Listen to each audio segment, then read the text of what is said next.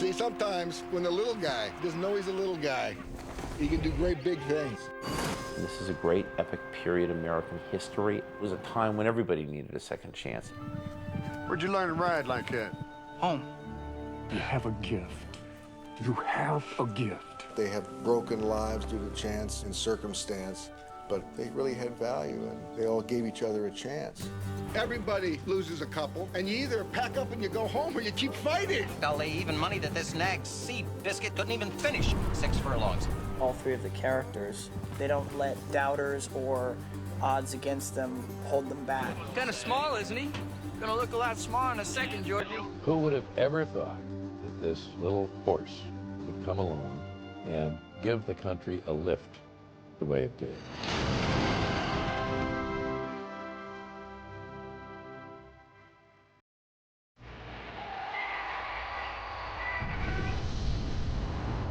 It's not on his feet.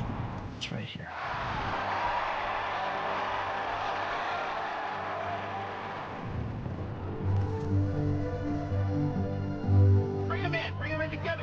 It's a big cross-section of so many things that I love.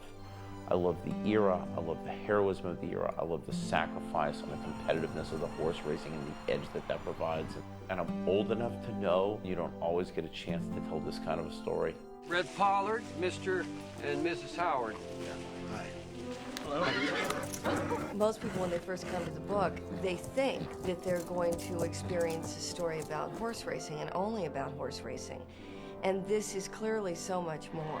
The story of Seabiscuit, there were amazing things that he did, but it was as much a statement about, you're not a hopeless person, the situation isn't hopeless, we're gonna do this together. There's such a roller coaster of emotions in this story that you could never have made it up. It's just too amazing. Look at us. Our horse is too small, our jockey is too big, our trainer is too old, and I'm too dumb to know the difference. They came along at the bottom of the Depression, and people were desperate for underdog heroes, something that looked like America itself. This kind of stuff is heroic. People completing each other, reaching out to one another. All of these people had immense obstacles coming in, and so they needed each other and were almost longing for each other before they ever met. So I think all those things are very easy to relate to. I want that line to happen when I'm tight. Okay. All right, here we go. Ready, and roll sound, please. Background action, and action. I came here 15 years ago with 21 cents in my pocket, and, you know, I can't help thinking that if we can start out there and end up here, where can't we go in America? To the future. To the future. To the future. Charles Howard was one of the wealthiest men in America. He owned the largest automobile dealership west of the Mississippi at the time. Through a rather tragic event, he shifts his focus from cars to horses. Who's that? Oh, he's a crackpot. Lives along the bushes. What's he do? I don't know. He used to be a trainer, farrier. Now he just looks after that horse. Charles Howard had an amazing gift. Tom Smith was not the man you'd look at automatically and say, yeah, this guy's gonna train a great horse for me, but Howard could see this is a man who knew horses.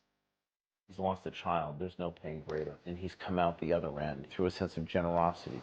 That's how you turn the corner out of grief. It isn't something you get, it's ultimately something you give. Charles Howard. Tom Smith.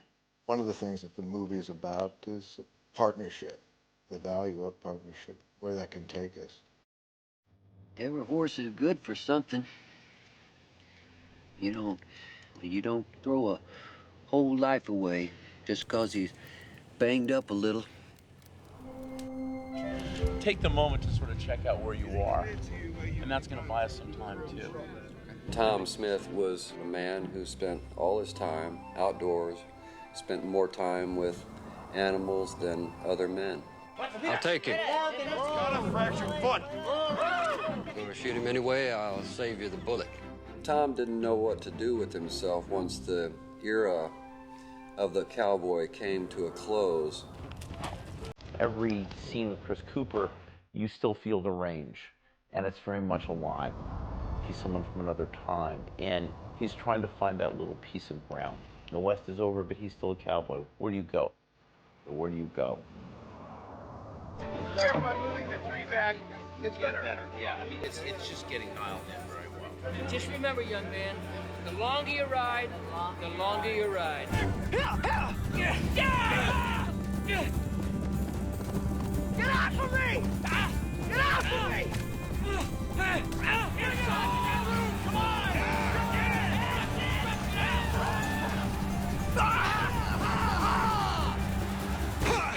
A nose? You lose a race of nose, you better fall off trying. In the beginning, he's a desperate, hungry man who doesn't have anybody, no anchor in his life, no family, no support system. Red Pollard is someone who was abandoned at a racetrack by his father at the age of 15.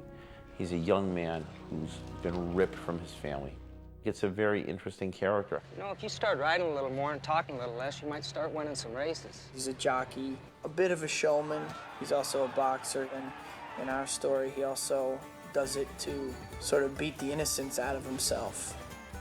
I wrote the lead for Tobey. He has incredible sensitivity and unbelievable toughness at the same time. And those were a lot of contradictions that I saw in the character. All three of the characters have shut themselves off for various reasons, and Seabiscuit is the horse that brings the three of us together.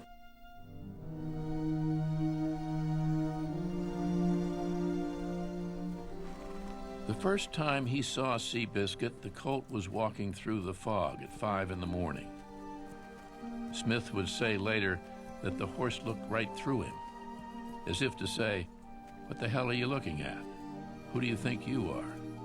He was built like a cinder block. He was low to the ground. He was thick. His neck was too short. His head was too big. His tail was too short. But you cannot see a horse's heart by looking at its frame. They got him so screwed up running in a circle, he's forgotten what he was born to do. He just needs to learn how to be a horse again. This horse was brutalized in a lot of ways, so he never had a chance to show his potential. Well, that's a very American idea, that hidden inside you is huge potential that's untapped and undiscovered. What happens if you give somebody a second chance? How far do you want me to take him? Till he stops. You see the heart of people in this, finding every opportunity to make him a winner.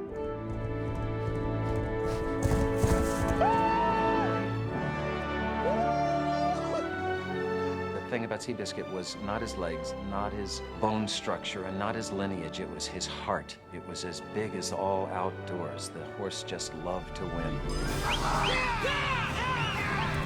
The impossible odds. The horse shouldn't have been running like he was. You and me, let's go, boy, let's go! Ha!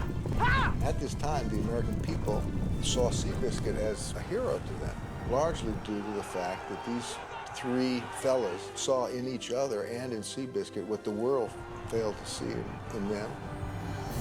This was a star that emerged because people who were written off as losers just the way he was suddenly found hope or inspiration or a horse they could ride. I thought this story had tremendous cinematic potential. Look at Pumpkin, and then you hear an offstage line. As soon as I spoke to Gary Ross, I knew this was the man. This is infinity in both directions. He has taken what is a wonderful story and he has infused it with his creativity, and the final product is just fantastic. Who's that? Gary's process is very methodical. We had over 435 scenes in this movie. It was a huge accomplishment on everybody's part. You find what you love. You find your personal access into it. Cut, great, print that, excellent. That's the only thing I have that's really a compass for how the audience is going to feel. Yes, exactly so, a date with destiny, and his name is Seabiscuit. Gary is a great writer. All of his scripts are so well paced. I really trust him, which is the most important thing for me as an actor working with a filmmaker, that I trust the person. Check each other out. Good, good. Circle these guys. He's telling a story about America. It's important that it live within that historical context. And he wanted very much to get inside horse racing in a way that nobody had ever really experienced. It's rough, it's violent, it's exciting, You'd find men who pound for pound are some of the strongest athletes in the world. And how do you really convey all that nuance? Well, you have to put people inside the horse race. There's no other way to do it. I got $2 says I beat you this one. In this movie, no one was doubling for anyone. We had real jockeys on those horses. Most of us have been riding together for 15, 16 years. To get the opportunity to play this part has been really special for me. Anybody who's that accomplished as an athlete has a certain fire and competitiveness in them. There's my hole. Gotta go. Ah! Ah! I think that's a big part of the story, is seeing the real competition on the track. The camera vehicle is going to be here. I had horse rehearsals for a week before we ever actually started shooting because I wanted to know that it's the best method of working. Their relative position to the back bumper is more. Chris McCarron, who was designing and choreographing the races along with me, was as instrumental in getting those shots as the camera operator was. I would be talking to the camera car, which could move and swoop in or around the horses as we would go. Chris McCarron would be talking to the jockeys on another radio. It was a real ballet of a lot of people using a lot of different skills. I saw some of the footage, and the feeling that you get when a horse is driving down the home stretch, and I got emotional about it. It's just unbelievable. It's going to be the first time that a person can be a jockey and know what it feels like to ride in a horse race. Well, I just think this horse has a lot of heart. The amazing thing about Seabiscuit is the fact that you've got real heroes. People can stand up and cheer. So you got 5 minutes to move. We're bringing the horse down. I always respect and admire people who overcome obstacles. They fight through it, and to come out triumphant is always great to see. I told you, look out for Rosemont. I thought I had it. He was flying up your tail. I can't! What? See out there! He lied to us. What do you mean? He's blind in one eye. No wonder the whole country took this little horse to its heart. Hey, Charles, what do you think finally turned this horse around? Well, I think we just gave him a chance. Sometimes all somebody needs is a second chance. What made them so heroic, which is totally different than the tradition we come out of, is that everybody needs somebody else. You don't throw a whole life away just because it's banged up a little bit. You pull yourself up by your bootstraps, you fall over. You have to have someone help you do it. Don't stop, boy. Don't ever stop.